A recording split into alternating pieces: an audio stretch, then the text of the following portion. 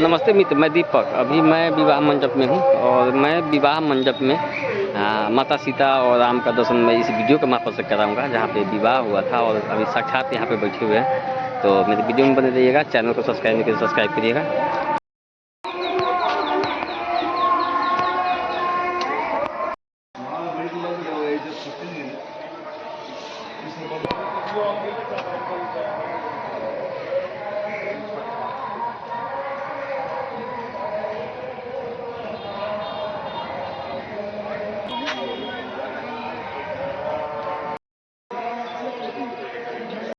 अभी मैं जानकी मंदिर में हूँ और जानकी मंदिर में दर्शन करके मैं विवाह मंडप तक चला हूँ। तो वीडियो में मेरे बने रहिएगा और मैं अभी निकल रहा हूँ